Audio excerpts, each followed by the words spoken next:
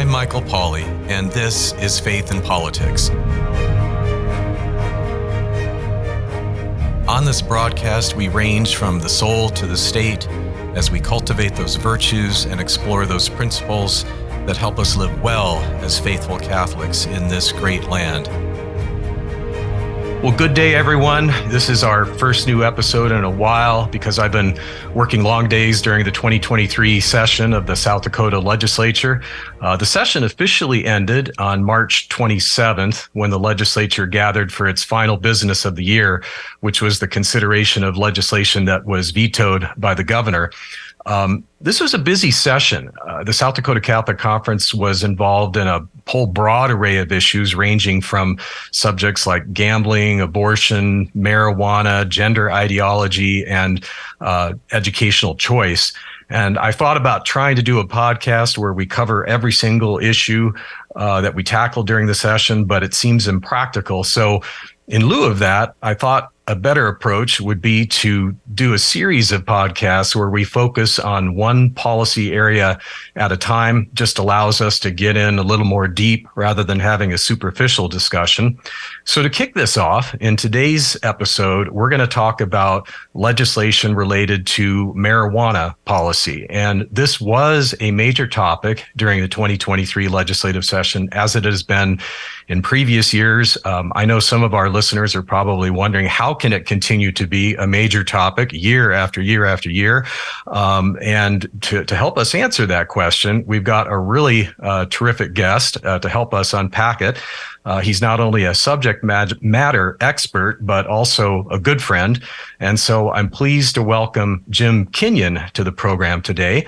As some of our listeners will recall, Jim is the chairman of Protecting South Dakota Kids, which is an advocacy group that we're going to hear more about during our conversation. But he also wears many other hats. Jim serves as executive director of Catholic Social Services in Rapid City. He's a licensed professional counselor of mental health and also a licensed marriage and family therapist. Jim, welcome to the program. Welcome. Good to be here, Michael. And just very grateful for the opportunity. Very grateful. Yeah. Yeah. Well, thanks for making time for us. So just to kick us off, let's talk about Protecting South Dakota Kids and its mission.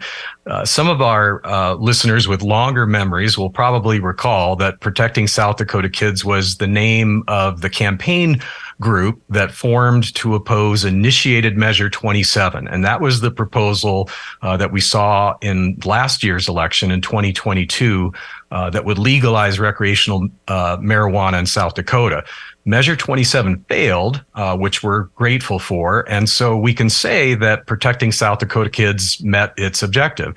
But you and the rest of the leadership team at the organization decided to form this into a permanent group. So just share with our listeners, why have you done this and what are your objectives? You know, to be perfectly honest, I think it's the same reason why Christ decided to form a church, right? Same basic reason. Because God has a plan and sometimes the devil has a plan. And not to associate, everybody that disagrees with you as the devil. But, there's a persistent industry interest here. And that industry's interest is to make a profit. And they're kind of relentless. They are pretty committed to their objective.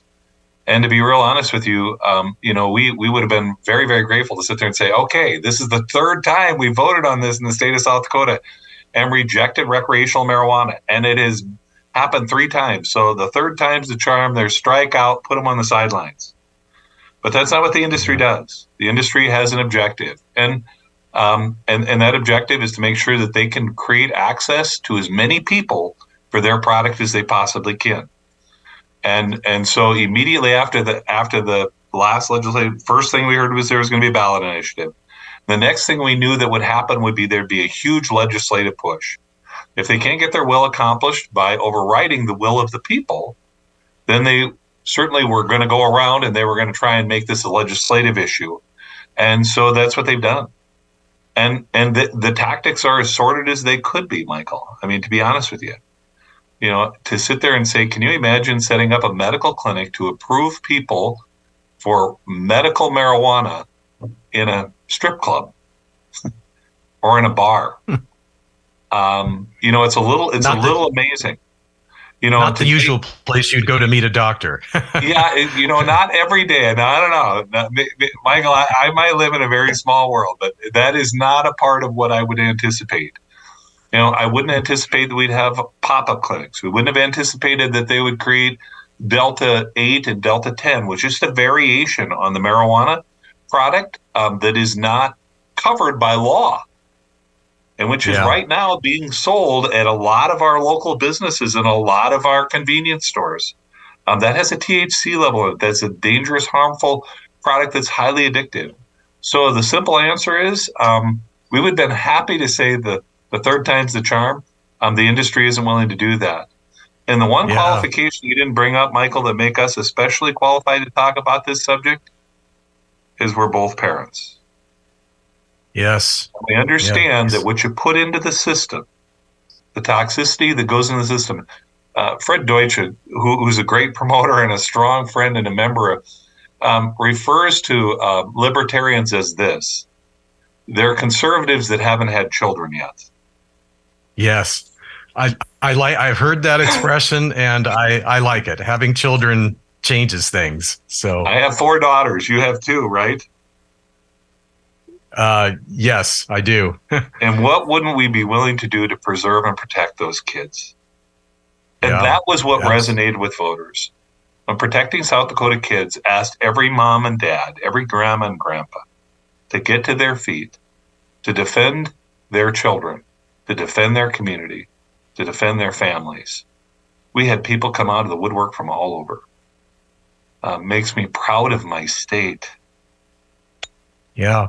Well, and speaking of coming out of the woodwork, I know you and I have had a previous conversation about this, where prior to your becoming involved in fighting the Measure 27 last year, correct me if I'm wrong, you weren't really involved in politics. So tell us a little bit about what made you want to jump into this, the turbulent waters of politics.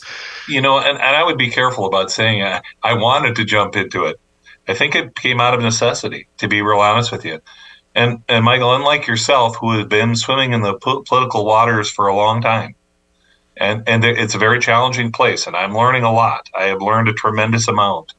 And one of the more important things I've learned is to have tremendous respect for our legislators and tremendous respect for people like you. I've been a provider. What I do is I love to work with families that come in that are struggling, marriages that are struggling. Working with addicts, I've done that for 33 years. One-on-one working with individuals and helping restore hope in life and helping some of those folks become who they were intended to be from the beginning of time in God's great plan for creation. He deliberates and brings us all in. And it's a great honor to do all that. But it's kind of like saving that starfish. I save one starfish at a time. But when I looked at what was going to happen with recreational marijuana, when I looked at the impact that marijuana has had in the states like where you come from, right? Oregon, and Washington, California, and Colorado. Beautiful cities. Like I just got back from Washington, D.C. I can't believe what I witnessed. And I've been to Washington, D.C. many, many times. But what's happened to those once great communities? I just decided that if I was going to care about fish, I had to care about clean water. And out of necessity, I can't step back and stand back and let the influences that are pushing our communities. And unlike any time, I think, in my lifetime, the challenges that Christians, that families, that school districts are facing, the challenges are unprecedented. And more people like me that sit on the sidelines and do our Sunday morning quarterbacking, who are frustrated with this political issue and that political issue, but not willing to stand in the fray. Jesus doesn't allow that, and Catholics are not called to be Amish. We are not hands off. Yeah, well, I oftentimes like to point to the words of the Lord's Prayer that we say every Sunday in Mass: "Thy will be done on earth as it is in heaven." And when I hear that prayer, I don't hear any brackets after that phrase and that says "Thy will be done," but not in the hallways of the legislature, or "Thy will be done," but not in corporate America, or not in the advertising industry, or in all of these realms of society that we sort of compartmentalize and say, "Oh, that's off limits." Christians, shouldn't go there, and I don't see that in the Lord's Prayer. Well, speaking about the realm of politics, let's talk about what happened this year. So, 2023 legislative session. We see, by my count, about a dozen bills related to marijuana, and they were pretty much across the political spectrum. I mean, there were some bills that were supported by Protecting South Dakota Kids that were trying to maybe put some safeguards and tighten the regulations concerning marijuana. But we also had some bills supported by the marijuana industry that sought to loosen our laws. And so we had a real tug of war going on this session. And there's no way we can have time to go over a dozen different bills. But I thought maybe just to give our listeners a sense about what the debate is like in Pierre, maybe you could just talk about one of the bills that was supported by your organization and one of the bills that were opposed and why these are significant. Yeah, there are many bills that we could talk about. I mean, there was efforts. It was very, very challenging legislature, and to be perfectly honest, again, as a new infant organization, we're learning and growing. But I never would have anticipated that the marijuana industry would have sent between 6 and 9 lobbyists a day to continue to hound all of our legislators, and to continue to push, despite the will of the people, to extend their product into our communities and affect our families. It's relentless. There's a lot of money to be made, and this is a multi-billion-dollar industry, and they have deep interests. But that interest doesn't necessarily parallel with what the best interest of our families aren't in the best interest of what the safety and security of our communities are, and certainly aren't in line with what the church teaches us about recreational drug use. And the one beautiful thing is the richness of our Catholic heritage. To be able to step back and say, do you want to know what? This isn't just about freedom and liberty. In fact, really what it's about is the freedom to do the right thing and to not engage people in an addictive substance that mires them and marginalize their capacity to become the God-given person that they've been called to be. That's not what this is about. This is really about us beginning to say, oh, no. We need to be the watchers of the tower. We need to be the defender of life. We need to be the advocate for the poor, for the disabled, for the addicted. That's who the church is.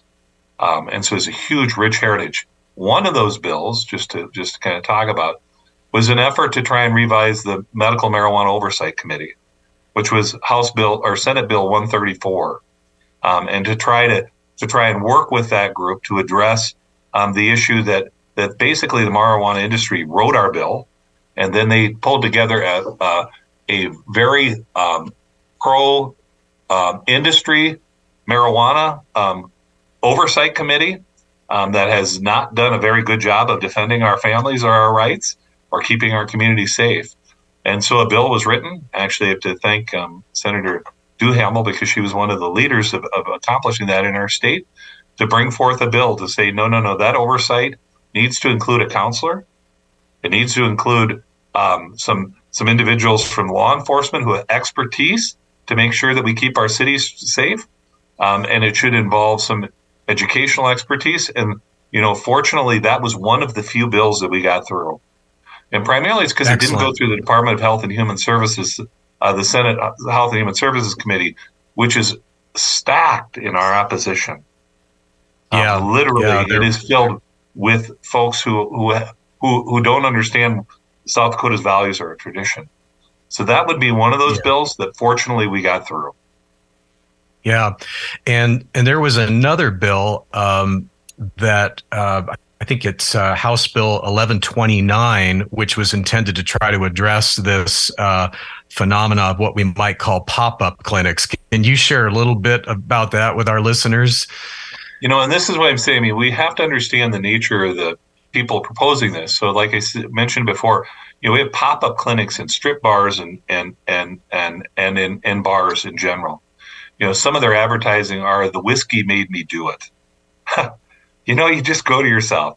You know, they guarantee a card. In fact, they won't pay for the service if they don't give you a card. And right on their own websites, they openly make a statement that literally no one, not a single person, has been denied a card, and they get them in 5 minutes or less. So it didn't matter what your qualifying disease would be. You would come in and they would guarantee you a card. And there's something a little wrong with that. And they have crazy advertising like twofers. Bring a friend and get half off on your product. You're just stepping back and going like, do you know any other drug that's regulated that? Can you imagine if I went to go get morphine and the doctor said, hey, if you bring a friend, we'll give you your morphine for half cost. What kind of medical practice would that be? And no dosage. And some of them, if you want 3 months of a card to give you authorization for the product, it costs you this much. But if you want a 6-month card, it costs you more. Yes. Yeah. What kind of medical practice is that? It's very curious, Jim, and what you pointed out, and I've seen these ads with my own eyes, because otherwise I wouldn't believe that this is actually happening. But you do see these ads that say, we'll get you your medical marijuana card in just 5 minutes. Well, when I go and see my chiropractor, who I see on a regular basis, they can't even get my adjustment done in 5 minutes, but to think about somebody actually doing a comprehensive physical exam, questioning the patient about their medical history, warning them about the interactions, with this drug versus other drugs. It's inconceivable that this is quality patient care, even if you completely buy into the notion that there is a legitimate medical use for marijuana, which is disputed, of course. So what we're really saying is, I know what South Dakota tried to pass, and that was a medically regulated product for a limited number of patients. But we've gotten a whole different thing. And the industry has got essentially de facto recreational marijuana going on in our community. And what Protecting South Dakota Kids is doing is to try to say, no. We need, just like any other mood-altering drug, we need to have some regulations in that provide for the safety of the patients and for the safety of our kids. That's what this is all about. Yeah. Well, and just as kind of a note, since not all of our listening audience is Catholic, but obviously a rather large percentage is, what does the church say about this? Well, Catechism of the Catholic Church, paragraph 2291, says the use of drugs inflicts very grave damage on human health and life. Their use, except on strictly therapeutic grounds, is a grave offense. And so, and that's really kind of encapsulates this debate that we have over what's going on with marijuana in our state, is that the church is saying that, yes, there is a legitimate use of drugs on strictly therapeutic grounds, but the evidence is growing that that's not what we're seeing with this medical marijuana program. When you see advertisements saying you can qualify for a card in 5 minutes, this doesn't sound even remotely like a legitimate medical use of a drug. I want to segue into a little bit of a different area, and it kind of has to do with public perceptions of this whole debate. And let me set it up this way. There's this national survey on drug use and health data, gathers data about substance use and substance abuse. And according to this survey, in South Dakota, 87% of South Dakotans report they haven't used marijuana in the previous year. So the point is that the vast majority of people in this state are not using marijuana, at least not on, any kind of a regular basis. And it's sort of a hunch on my part, but I think that for a large chunk of these people, and I'm talking about the folks where marijuana is just not part of their daily lives, they just wish this issue would go away. They're tired of hearing about it. They just think, golly, when are we going to stop talking about this marijuana issue?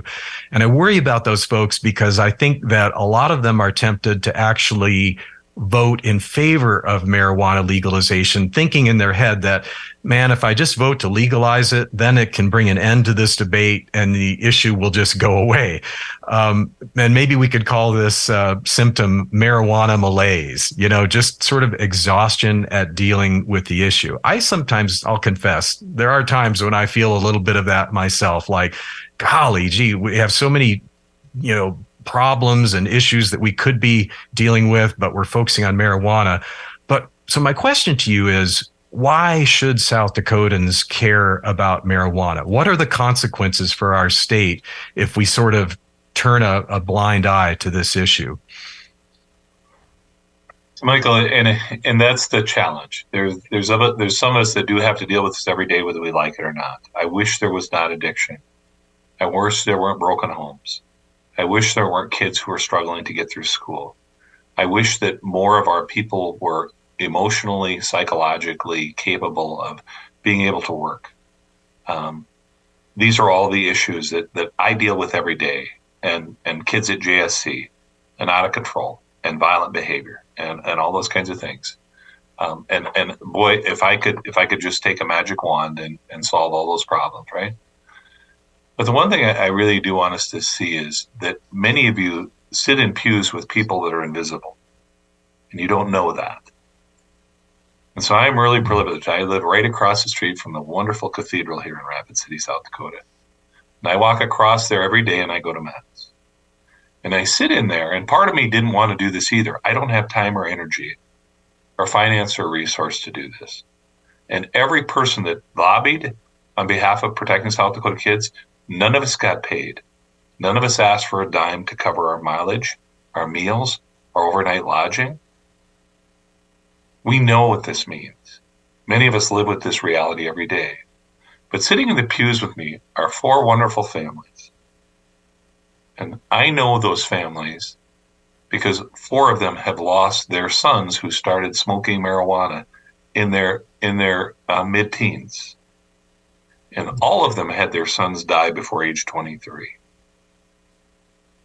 All of those people were donors to protecting South Dakota kids.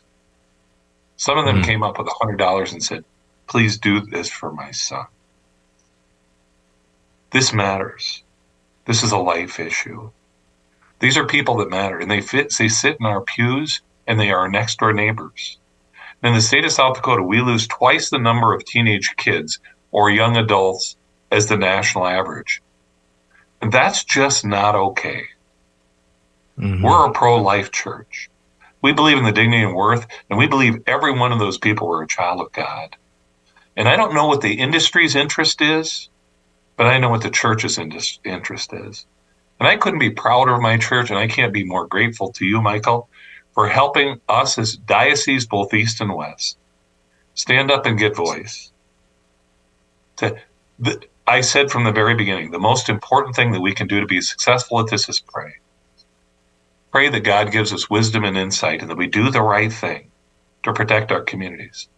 The second most important thing we could do is to engage 500 churches and pastors, Catholic and non-Catholic, to stand up and say, not on our watch and not to our sheep. Yeah, these people absolutely matter. And homelessness is not going to go away by adding marijuana. And you are going to make people healthy, wealthy, wise, or smarter.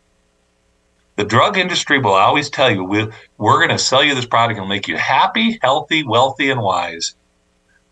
Anyone that listens to a drug pusher needs to get their head examined. We are the moms and the dads, the grandmas and the grandpas, the pastors, the police officers and the mental health providers, the teachers and the educators. And we need to say in South Dakota, not on our watch, and I couldn't be prouder of you nor all of the pastors who had the courage to stand the gap for the sake of those who will be spared a life of misery. Thank you. Well, I mean, I appreciate your expression of gratitude, although I feel like our contributions, or my contributions personally, are minimal compared to what you've put in. And I liked what you said earlier about, when I kind of asked you that question about marijuana fatigue and the people who, maybe are just kind of tired of hearing about this. And you made the comment, some of us have to deal with this issue every day. We don't have a choice to look the other way. And I'm glad you brought that up, because, you and your staff at Catholic Social Services, you are really on the front lines here, seeing how the use of this drug impacts mental health. And can you just share maybe a little bit more about what the concrete circumstances you're seeing in your clinical practice there for how marijuana is negatively impacting our community? We do on a regular basis, pretty much every week, psych holds for kids and adults in the Rapid City Regional Hospital. You have to understand that they're on overflow, but they do not have staff anymore to man one of the offices, and neither do I. I have got a waiting list of people looking for psychiatric mental health services, and it's flooding. And our Health and Human Services Center in Yankton, South Dakota is overfilled. The mental health needs have skyrocketed post-COVID across the board. Wow. Our suicide rates have dramatically increased. And so you go in one period of time, this is about 2 years ago, we were doing psych holds on kids from Pine Ridge Reservation. We were doing second opinions. And we were going in to do those psych holds, and literally I said to my staff, after doing about 6 in a row of kids, 2 of whom went psychotic, who had a full-blown psychotic episode, and the only drug in their system was marijuana. I said to my staff, the next time that any of you do a psych hold on a kid that doesn't have marijuana in their system, when we read their labs, I want you to tell me. We went 45 straight kids. This is a dangerous drug. It is not the drug of the 1970s. It is way higher in concentration, and kids that are getting access to those concentrated forms have 3 times the psychotic episodes. And some of those are permanent disabilities of children in our community. So I'm not going to talk about what it looks like to work with families I met with 11 kids up at the Sacred Heart Center up at Eagle Butte. None of those kids, not one of those kids, were living with either biological parent for 11 straight kids. And almost all of that was drug driven. In Rapid City, we went 11 straight days in North Rapid and had drug related shootings. This is my hometown. Yeah. Adding an unregulated drug into our community is damaging.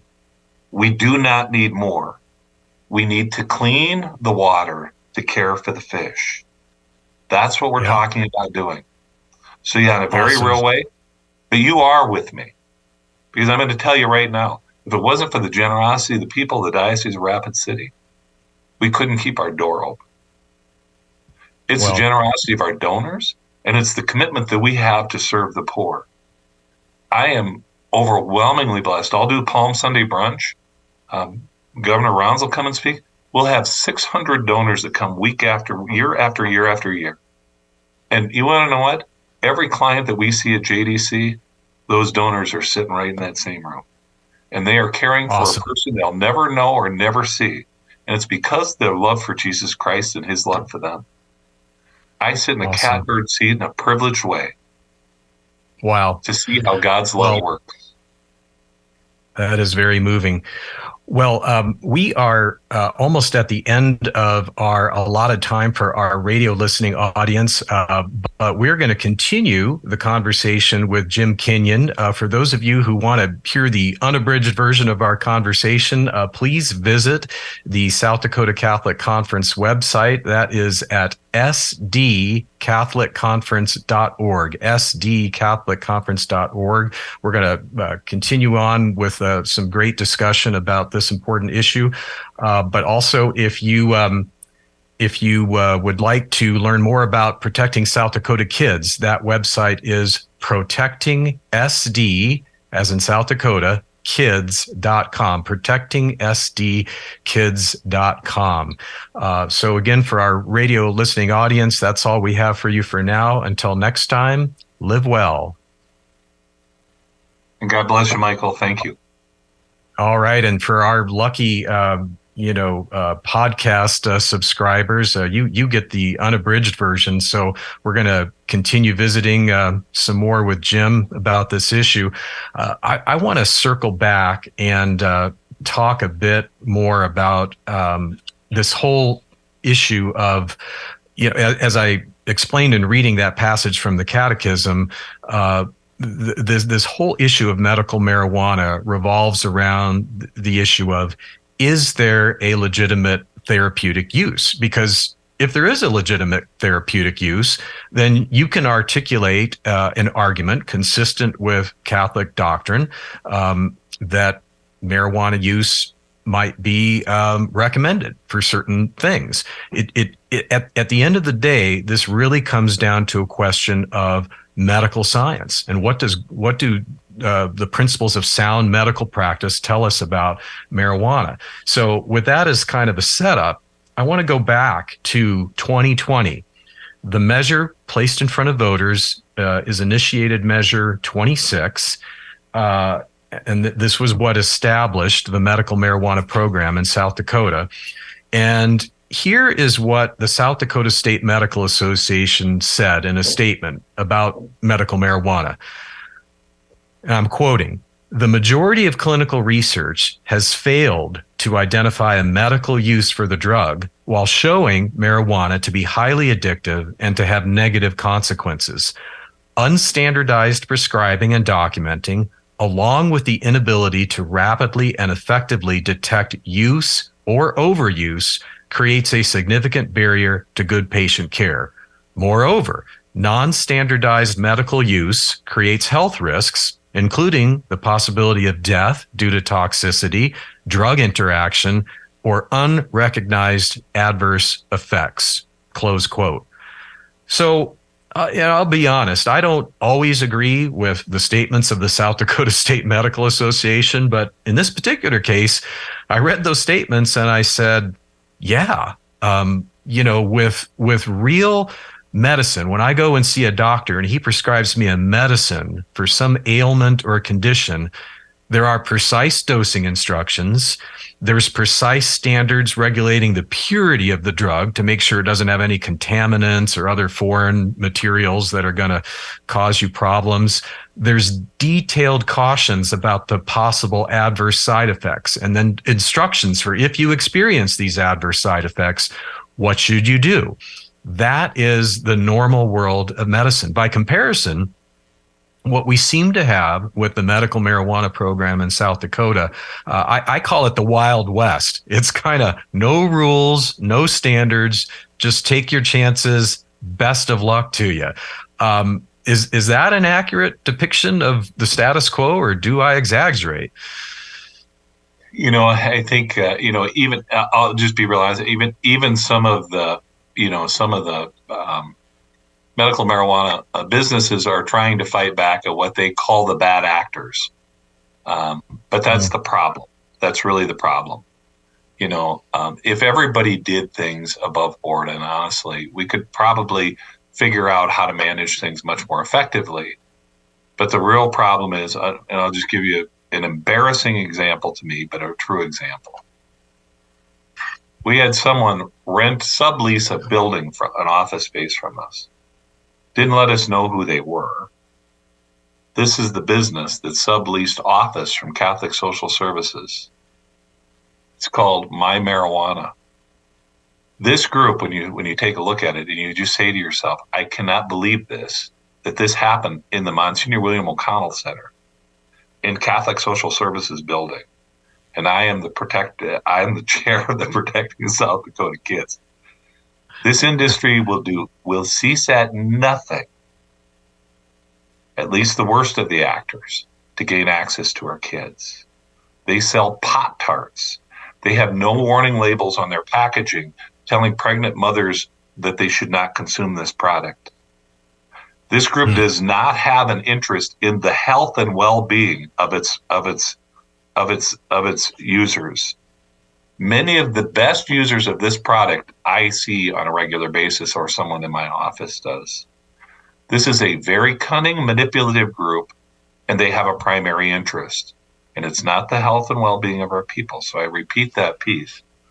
And when you're really asking the question, how do we regulate this in a way? There are some products that can be pulled out of the product, out of marijuana itself, that have no THC in it, that there's medical evidence that it is effective in treating certain disorders and diseases. And to be perfectly honest with you, I think the vast majority of people in the state of South Dakota were thinking about a grandpa who might be dying of cancer in his dying stages. Somehow medical marijuana might provide some relief to him. That's what we were thinking. The industry doesn't make money that way, though. The industry makes money in a very different way, and you're right. My mother said to me as a child, Jim, do not listen to drug pushers. This is not a good idea for you. It's a very simple thing. You're right. And what just happened with SB 1 that passed was we took the regulation of medical marijuana, which was under the Department of Health, and now we've thrown it into the legislature. And I've already told you there's between 6 and 9 lobbyists working that legislature to get access to our kids, to our families, and to the safety of our streets. We have to grow up now, and we have to be the adults and say no. Yeah. Well, I'm glad you brought up Senate Bill 1 because I have some interest in this bill. I sat through the first hearing on it in the Senate Health and Human Services Committee. And one of the things I noticed is that it added glaucoma to the list of conditions for which you could qualify for medical marijuana.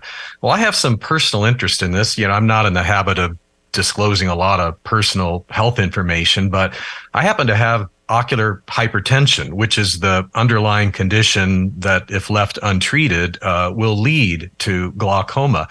And I have a wonderful eye drop that I take once a day called latanoprost. There have been billions of doses of this administered over many, many years. It's a very effective medication, no side effects, at least none that I've experienced. And it keeps my eye pressure under control. So whatever else may ail me, I don't lose any sleep at night about potentially getting glaucoma someday, because thanks to the wonders of medical science. But at this hearing, there were 2 eye doctors who testified and said, please don't add glaucoma to the list. There's no legitimate medical evidence that indicates that this is a good drug. There's some limited evidence that if you smoke marijuana, that it drops your eye pressure a tiny bit for a short period of time.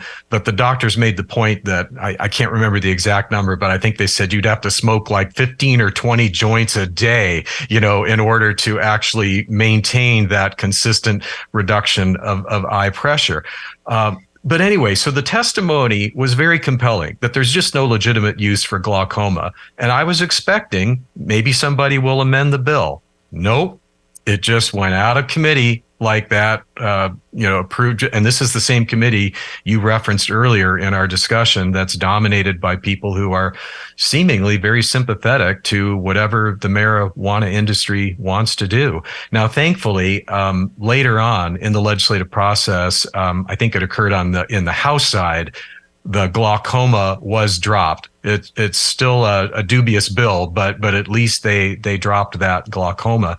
But I think it just points to the hazards of what we've essentially done is we've taken this issue that should be resolved by medical science, and we've thrust it into the political domain where elected officials, influenced by well-heeled lobbyists for the marijuana industry, will get to basically call the shots about what conditions qualify for marijuana and what conditions don't. It's a troubling bed that we've made for ourselves here in South Dakota.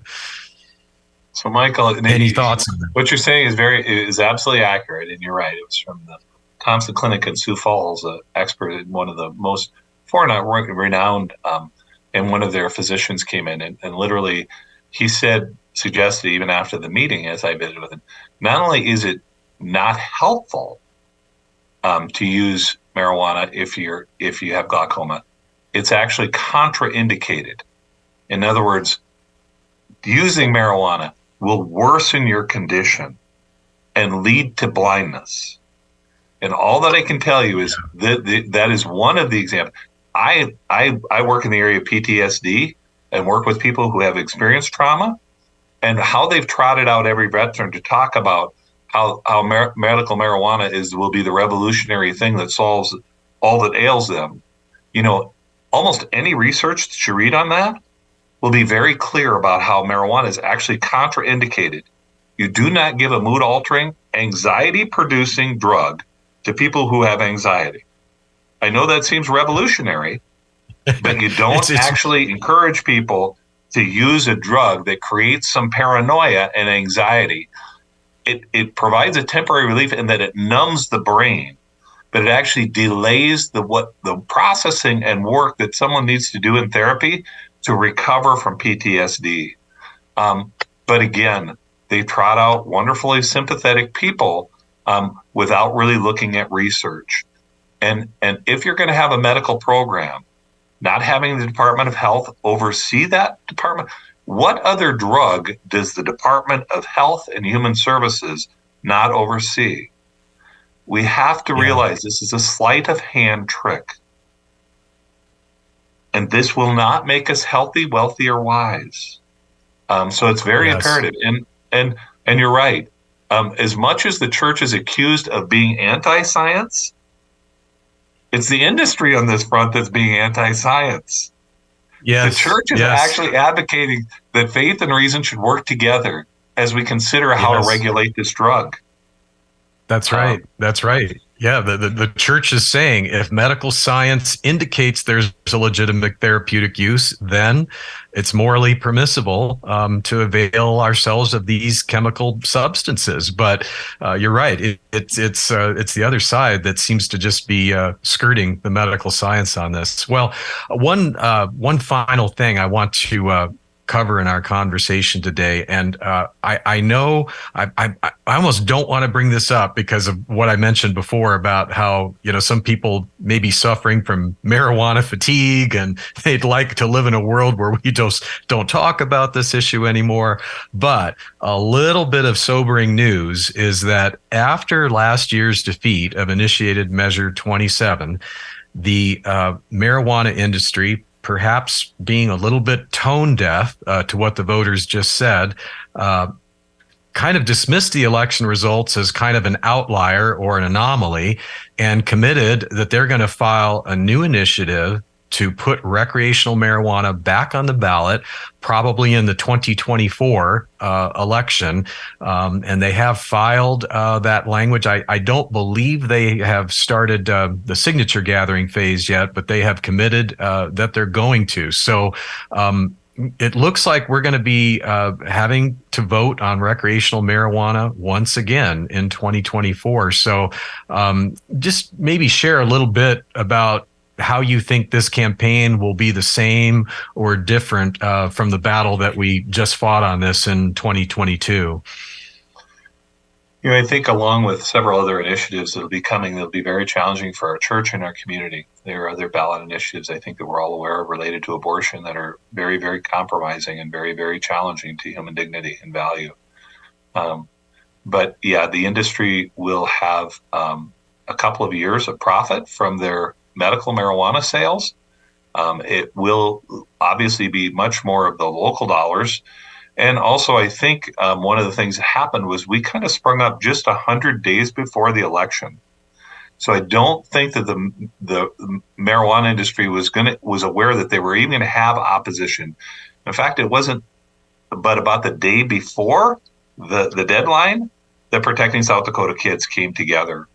And so 500 donors stepped forward. But what I am going to say to you is the industry is going to have a lot more money. And if you just leave those of us with and I use this example, standing on a street corner while they have a megaphone, meaning they'll have millions of dollars to confuse our voters again. This is going to require, again, a significant leadership, contribution, and effort to begin to squelch. And what I'm saying to you is, I would love to say but the real challenge is, evil doesn't take a day off. Evil doesn't take a day off. And, it's those days in my life that I'm not really attentive to prayer or the commitments that I need to make in my life, that somehow I think I can take a break from God, that, oftentimes end in disaster. And so we have to be the parent every day. It's not always convenient, but it is an honor because no one gave us a chance last time. And the truth of the matter is, the adults in the room stood up, and we're going to need those same adults to be the adults tomorrow. Amen to that. And it's a gift. God has a plan to use you and me to not only avoid evil, but to accomplish the good that he wills. Yes. What a privilege to be a part of the unfolding of creation. Yes. Great privilege. And those of us who are parents understand the imperative need for this. Yeah. Yeah. Well, and our message, within the Catholic Church in South Dakota last year, I thought had such beautiful clarity to it, which is that what we want to see in our state is human flourishing. That's what God wants to see. He wants to see human beings and families flourishing. And we may not have the answers to all the problems that are ailing our marriages and our families, but we can be reasonably sure about one thing, that more addiction, more substance abuse, more toxic chemicals in the bodies, particularly of our developing youth, that is not a recipe for greater human flourishing in South Dakota. Of all the things that we may doubt, we can rest with certainty on this front. And Michael, you make a great point. And usually when I do this presentation, I pull up a statue of Michelangelo's David, or I pull up a picture of that beautiful statue of dignity that's in Chamberlain, South Dakota. Beautiful statue. Those are young men. That's a picture of a young man and woman. And that's what our vision is for South Dakota Kids. Mm-hmm. We believe that God has created them and embedded in them a tremendous capacity for good, an extraordinary beauty. And in their hearts and minds, we have to be able to see that inspired vision and to do all that we can to chisel that out or to bring that to fruition. And that is a worthy act. And that's what, Michael, when you look at your daughters, don't you see dignity? A woman who's standing there holding behind her a beautiful star quilt, and she looks like she's about to soar. She looks like she's ready to take flight. That we know who's in there, and it's divine dignity. And we won't be satisfied with ourselves nor with our children until in South Dakota we see that take real form. And I'm so grateful for the people of the state of South Dakota, for my pastors, for my educators that saw that in me and called that forth, like we call Lazarus from the tomb. Be life. Wonderful. Wonderful. Wonderful. Jim, it's been a great discussion. Thank you so much for making time to share on this. So once again, for our listeners, if you want to learn more about protecting South Dakota kids, if you want to get involved, help support in any way, either with volunteering your time, making a financial donation, whatever the spirit is moving you to do, that website once again is protectingsdkids.com, protectingsdkids.com. Another way you can help is by sharing this podcast with somebody. Maybe someone who's kind of burned out on the marijuana issue and is thinking, why do we keep talking about this? What's the big deal? Maybe think about sharing this podcast with them. You can get this at sdcatholicconference.org. So thanks everyone for your time.